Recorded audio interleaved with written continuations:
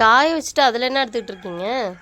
காய வச்சுட்டு என்ன எடுத்துக்கிட்டுங்கன்னா, புளி வாங்கிட்டு வந்தோம்லப்பா, நல்ல நாட்டு புளி. ஆனால் சின்ன சின்ன சின்னோண்டு சும்மா கெண்டை குஞ்சு சொல்லுவோம்லங்க, அந்த மாதிரி கெண்டை குஞ்சு மாதிரி சின்ன சின்னதாக இருக்குது. ஆனால் அரிஞ்சு எடுத்தோம்னா இதோட புளி வேறு எந்த புளியுமே நல்ல புளி இல்லை. அவ்வளோ சூப்பராக அருமையான புளியாக இருக்கும். அரிஞ்சு எடுக்கிறது தான் நம்ம கெண்டை குஞ்சு ஆயுது மாதிரி கொஞ்சம் சிரமப்பட்டு ஆஞ்சி எடுக்கணும். அது வந்து அதில் வந்து என்னென்ன வச்சுருக்காங்கன்னு பார்த்தீங்கன்னா, இந்த பாருங்க இவ்வளோ புளி, வேஸ்ட் புளியா, காஞ்ச புளி, சோடை புளி இதெல்லாம் சேர்த்து நிறுத்தி கொடுத்துருக்காங்க. இதெல்லாம் இப்போ நம்ம பொறுக்கிட்டு சுத்தம் பண்ணிட்டு தான் நம்ம அரிஞ்சு கொடுக்கணும். அப்புறம் சில பேர் யாரும் கேட்குறாங்கன்னு சொல்லிட்டு இதை எடுத்துகிட்டு குடிப்பீங்களா? முன்னாடியே நான் ஏற்கனவே வீடியோவில் சொல்லியிருக்கேன். இந்த கோதை எடுத்துட்டோம்னா இதில் எப்படி கரைப்பீங்க? வழுக்குன்னு கரைக்கவே முடியாதுங்க. இது இருந்தால் தான் உங்களுக்கு கரைக்கிறதுக்கு ஈஸியாக இருக்கும். இந்த கோதோட தான் நாங்கள் புளி வாங்குறவங்களுக்கு எல்லாருக்குமே தெரியும், சில பேருக்கு தெரியல போல இருக்குது. இந்த காம்பை எடுத்துருவோம். இதில் இதெல்லாம் ஓடு இருக்கா, இந்த ஓடெல்லாம் கம்ப்ளீட்டாக எடுத்துருவோம். கொட்டையை எடுத்துருவோம். எடுத்துகிட்டு சுத்தம் பண்ணி கொடுப்போம். இந்த மாதிரி புளியெல்லாம் பொறுக்கி எடுத்துருவோம். இந்த மாதிரிலாம் அவங்க கொடுக்குறவங்க அது மாதிரி தாங்க கொடுப்பாங்க. நான் அந்த மாதிரி கொடுக்க முடியாதுல்ல உங்களுக்கு, அதனால் அதெல்லாம் பொறுக்கி எடுத்துகிட்டு தான் கொடுப்பேன். அப்புறம் வந்து எனக்கு என்ன சமைக்கணும்னு பார்த்தீங்கன்னா, மீன் குழம்பு பொடி ரெடி பண்ணோமா. எப்பயுமே எந்த பொடி ரெடி பண்ணாலும் நம்ம சாப்பிட்டு பார்த்துட்டு தான் கொடுக்குறது. இது வந்ததுமே அது கேட்டுக்கிட்டே இருந்தாங்க, கொடுத்து விட்டாச்சு. அதோட வியாழன் வெள்ளி சனிக்கிழமை வர வந்துட்டா, அதனால் நமக்கு இந்த மாதிரி நாளாக போயிட்டா, அதனால் நமக்கு சமைக்கிறதுக்கு நாள் செட் ஆகலை. இன்றைக்கி போய் மீன் வாங்கிட்டு வந்து மீன் குழம்பு வச்சு எப்படி இருக்குன்னு பார்த்துருவோம். எதனால் அதை நான் சமைச்சு பார்க்காம கொடுத்தேன்னு பார்த்தீங்கன்னா, தங்கச்சி அதுக்கு முன்னாடியே கொடுத்துக்கிட்டு இருந்துச்சா, சூப்பராக இருக்குது அப்படின்னு சொல்லி அது குழம்பெல்லாம் வச்சு சாப்பிட்டு பார்த்துட்டு சூப்பராக இருக்குன்னு நினச்சி அதனால நான் ரெடி குழம்பு வச்சு பார்க்காம கொடுத்துட்டேன்னு வச்சுக்கோங்களேன். இப்போ இன்னைக்கு நம்ம குழம்பு வச்சு சாப்பிட்டு பார்த்துருவோம். நான் போய் மீன் வாங்கிட்டு வரேங்க. இல்லையே அதாவது நல்ல மீனாக பார்த்து வாங்கிட்டு வரேன். சரி, புளியெல்லாம் காய வச்சுட்டேன். அப்புறம் என்ன செஞ்சுக்கணும்னு பார்த்தீங்கன்னா, இங்கே பாருங்க, இது வந்து நேற்று போட்ட சவுல் சுத்தல். வெயில்னா இந்த மாதிரி இருக்கணுங்க. அதுதான் சூப்பராக ஒரே நாளையில் காயணும். ஒரே நாளையில் காஞ்சிட்டு பார்த்தீங்களா. இது இப்போ தண்ணியை தெளிச்சுட்டு எடுத்தோம்னா படலாக வந்துடும். இதெல்லாம் நேற்று போட்டது.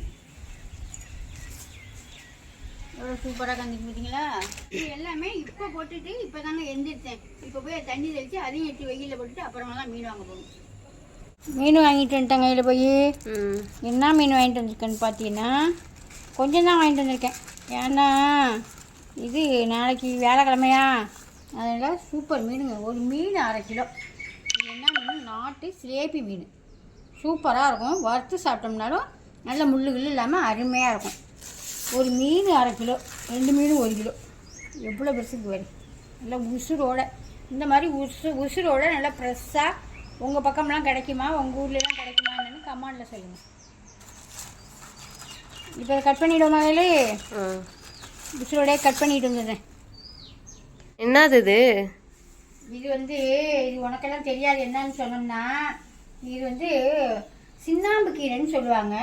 நான் வந்து சின்ன பிள்ளையா இருக்கையில் எங்கள் ஊரில் இருக்கையில் இந்த கடலை கொள்ளையிலெல்லாம் கிடக்கும்ப்பா நிறையா. இதை பறித்து பருப்பு போட்டு சாப்பிட்றது, கடைஞ்சி சாப்பிட்டோம்னா அவ்வளோ சூப்பராக இருக்கும். நம்ம முளைக்கீரையெல்லாம் கிடைக்கணும்னா அந்த மாதிரியும் கிடையலாம், பருப்பு போட்டு செய்யலாம். இதுக்கு பேர் வந்து சின்னாம்பு கீரை. இதெல்லாம் வந்து இயற்கையாக நம்ம வயல்காட்டிலலாம் கிடக்கும்.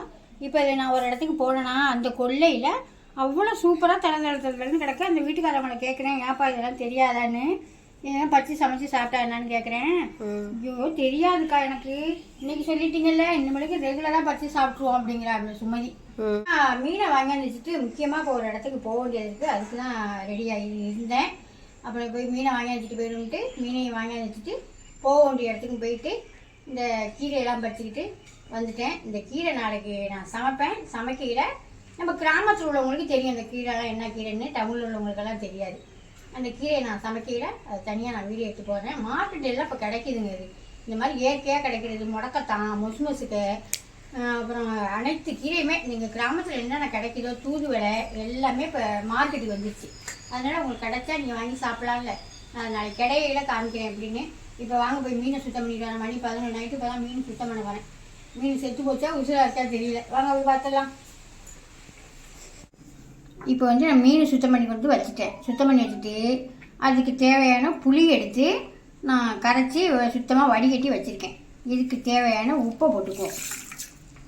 3 தக்காளி எடுத்து நல்லா கழுவிட்டு வச்சுருக்கேன். அதையும் இதில் போட்டுக்குவோம்.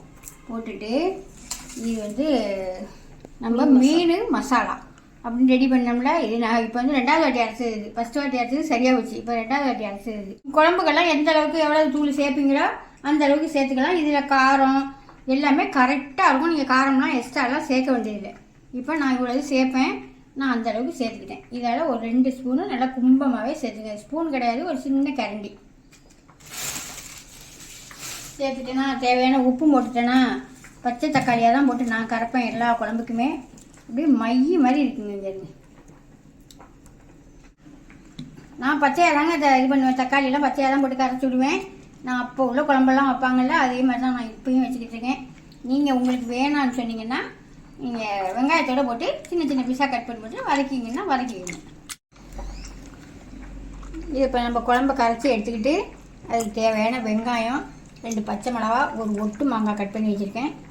அது ஒட்டு மாங்காய் போட்டு வச்சோம்னா சூப்பராக இருக்கும் குழம்பு. இப்போ வச்சிடலாங்க. இதை கரைச்சி ஒரு பக்கமாக வச்சுட்டு மீன் சுத்தம் பண்ணி கொண்டு வச்சுருக்கேன். நல்லா விழா மீன் துண்டு மாதிரி இருக்குது. எப்பயும் கிடைக்காது, சின்ன சின்ன மீனாக தான் கிடைக்கும். இன்றைக்கி நல்லா பெரிய மீனாக கிடச்சிது. அதனால 2 மீன் எடுத்து போட்டோம். 1 கிலோ அஞ்சு வாங்கிட்டு வந்தாச்சு. குழம்போட கலரை பார்த்தீங்களா எப்படி இருக்குன்னு. இப்படியே பச்சை குழம்பே ஊற்றி கரைச்சதே ஊற்றி சாப்பிட்லாம். அவ்வளோ ஒரு கரைக்கையிலே அவ்வளோ ஒரு வாசமாக இருக்குது. இப்போ வெந்தயம்லாம் சேர்த்து அரைச்சிருக்கோமா அதனால அவ்வளோ ஒரு மணமாக இருக்குங்க. சூப்பராக இருக்கும்னு நினைக்கிறேன். மீனை பார்த்தீங்களா எப்படி இருக்குன்னு. முள்ளே இருக்காதுங்க. இந்த மாதிரி பெரிய மீனாங்கன்னா முள் இருக்காது.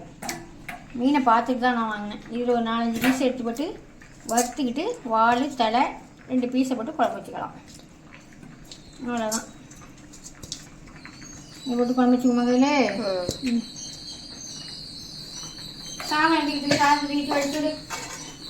மீன் குழம்பு இப்போ ரெடி பண்ணிட்டேங்க. ரெடி பண்ணி வச்சுட்டு அந்த மசாலாவே போட்டு நம்ம மீன் குழம்புக்குன்னு ரெடி பண்ணி வச்சுருக்கோமே அந்த மசாலாவை போட்டு துக்குணுண்டு உங்களுக்கு காரம் வேணான்னா நீங்கள் அதோடய விட்டுடலாம். காரம் பத்தாது போல் இருந்தால் தனி மிளகாத்தூளில் கொஞ்சோண்டு போட்டுங்க. நான் கொஞ்சமாக தனி மிளகாத்தூள் சேர்த்துருக்குறேன். ஏன்னா இது வறுவல் வந்து கொஞ்சம் சுள்ளுன்னு இருக்கணும்ல, அப்போ தான் நல்லாயிருக்கும். அதுக்காக கொஞ்சமாக நான் தனி மிளகாத்தூளும் சேர்த்துருக்கேன். இது இப்போ நல்லா உப்பெல்லாம் போட்டு நம்ம இதுக்கு தேவையான மிளகாத்தூளும் போட்டு நல்லா பிணைஞ்சி வச்சுட்டேன். இது நல்லா 1 மணி நேரம் ஊறட்டுங்க. நான் 1 மணி நேரம் ஊற வச்சு நல்லா சமைச்சு முடிச்சுட்டு லாஸ்ட்டில் தான் வறுப்பேன். அது மாதிரி இதையும் வறுத்து பார்த்துக்குவோம். இந்த குழம்பும் மீன் வறுத்தாலும் நல்லா இருக்குமான்னு பார்த்துணும்ல, அதனால இப்போ நான் 2மே ரெடி பண்ணியிருக்கேன். இதுக்கு வேறு நான் வெங்காயம், சோம்பு, தேங்காய் இதெல்லாம் அரைச்சி போட்டு தாங்க வறுப்பேன். நான் எப்போயும் மீன் வறுத்தாலுமே உங்களுக்கு தெரியும்.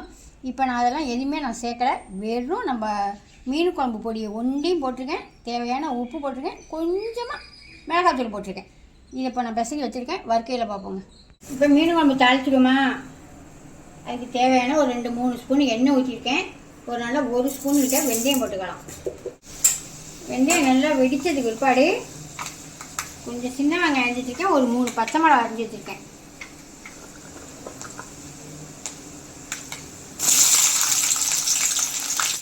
வெங்காயமும் அந்த பச்சை மிளகாவும் நல்லா வதங்கட்டும்.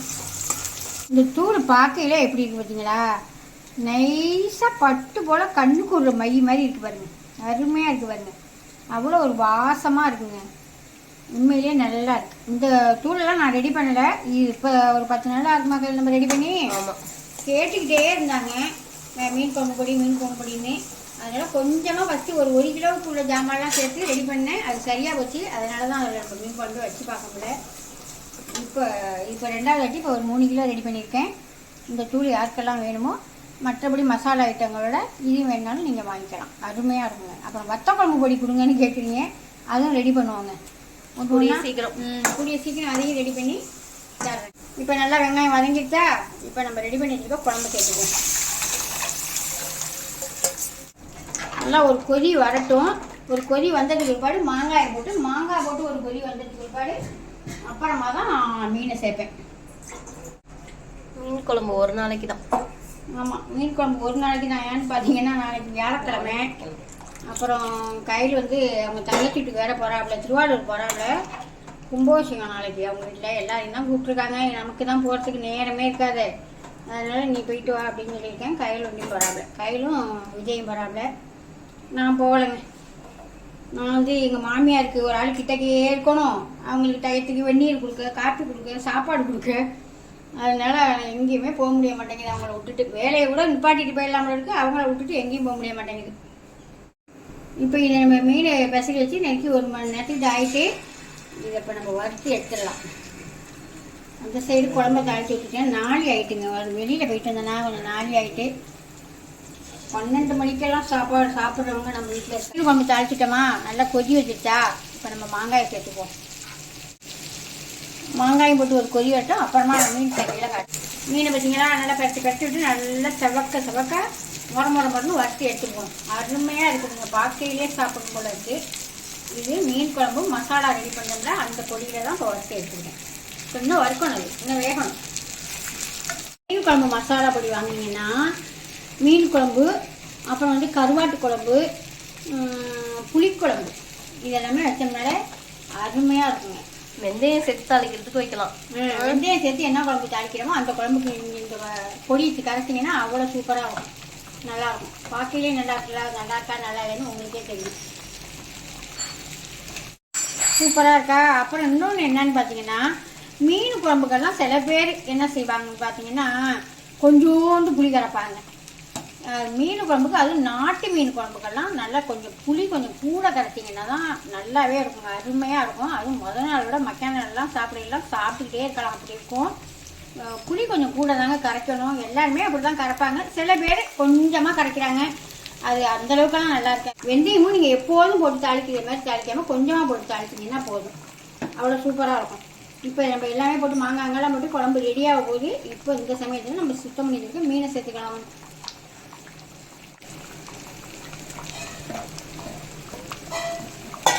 சமைச்சு முடிச்சுட்டு வந்து இந்த கீரையை வந்து பார்க்குறேன், அப்படி ஃப்ரெஷ்ஷாக பச்சை தண்ணி மாதிரி பறிச்சுட்டு இருந்தேங்க. சமைச்சு முடிச்சுட்டு வந்து பார்த்தாக்கா இப்படி வாடி போச்சு. வெயில் அந்தளவுக்கு வெயில் அடிக்குது. 4 நாளைக்கு நல்ல வெயில் அடிக்குது, ஒரு வாரத்துக்கு நல்ல மழை பெய்யுது. பறித்து நல்லா ஒரு கவரில் கட்டி வச்சுருவோம். நாளைக்கு வியாழக்கிழமைக்கு ஏதாவது போட்டு கடைஞ்சிக்கலாம், ஏதாவது ஒன்று கூட்டுக்கிட்டு மாதிரி ஏதாவது வச்சு சாப்பிட்லாம். இந்த மாதிரி கீரையெல்லாம் அவ்வளவு உடம்புக்கு நல்லதுங்க, இயற்கையாக வர்றதா அவ்வளோ சூப்பராக நல்லா இருக்கும். எல்லாம் ரெடி ஆகிடுச்சு. இப்போ வாங்க போய் சாப்பிட்லாம். குழம்பு பார்த்தீங்களா எப்படி ஒரு கலர்ஃபுல்லாக இருக்குன்னு. இப்போ சாப்பிட்டு பார்த்துட்டு எப்படி இருக்குன்னு சொல்லிடுறேன் வாங்க. மீன் குழம்பு சூப்பராக இருக்கு. எது நம்ம முன்னாடி வைக்கிற மாதிரி குழம்புக்கு எதுவும் வித்தியாசமா இருக்கா? இது நல்லா இருக்கு, குழம்பு கலராக இருக்கு, குழம்பும் கலராக இருக்கு, குழம்பும் நல்லா இருக்கு. சூப்பராக இருக்குல்ல, நல்லா தான் இருக்கு கையில், அருமையாக இருக்கு கையில். முன்னாடி வைக்கிறதோட கொஞ்சம் நம்ம இந்த வெந்தயம்லாம் சேர்த்து அரைக்கணும்ல கையில். ஆமாம் ஆமாம், அதனால சூப்பராக வாசமாக நல்லா இருக்கு. நானும் சாப்பிட்டு பார்த்துறேன்.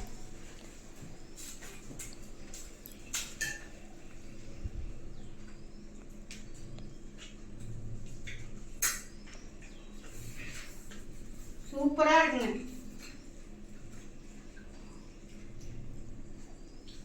மீன் வறுத்த மீனும் அவ்வளோ அருமையாக இருக்குது, குழம்பும் ரொம்பவே சூப்பராக இருக்குது. இந்த மசாலா ஐட்டம் யார் நிறைய பேர் கேட்டுக்கிட்டே இருந்தீங்க. இப்போ இந்த மசாலா ஐட்டம் நம்ம ரெடி பண்ணிட்டோம். யாருக்கு வேணுமோ மேலே நம்பருக்கு வாட்ஸ்அப் பண்ணி வாங்கிக்கோங்க. அடுத்த வீடியோவில் பார்ப்போம். பாய்.